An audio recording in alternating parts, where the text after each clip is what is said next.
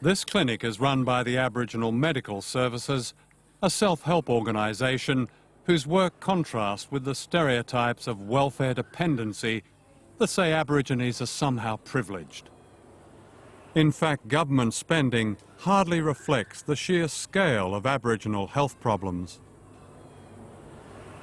The Aboriginal people experience a lot of what would be called exotic disease, problems that really we saw the end of in Edinburgh slums in the last century. So old-fashioned things, classical to this, is rheumatic fever, for instance.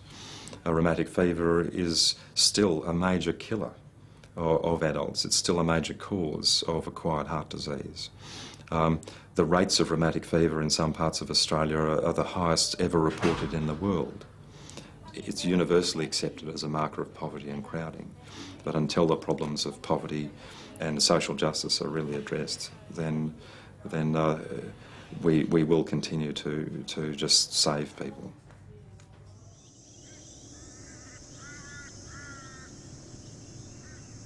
I am a white Australian. If I was a black Australian, I'd most likely be dead now, buried in an overgrown cemetery like this one at Woorabinda in Queensland. The life expectancy of Aborigines is 25 years less than whites. They die in their 40s and 30s.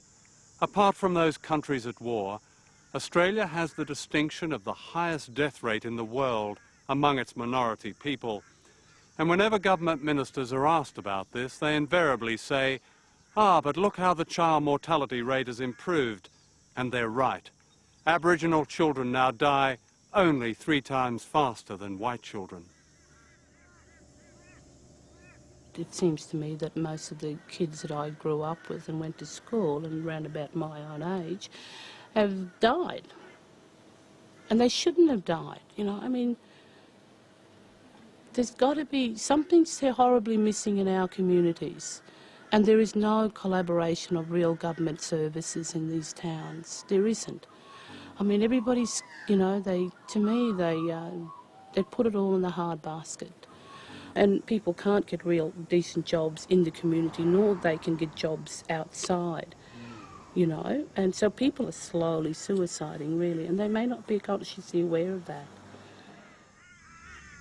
In growing numbers now, we're seeing young Aboriginal men commit suicide outside of custody because they feel there is no hope. In Bathurst Island, people climb the power poles and hang on to the electrical wires to commit suicide. Suicides among Aborigines have now become an epidemic, largely unrecognised in white Australia. Here in the northwest, the rate is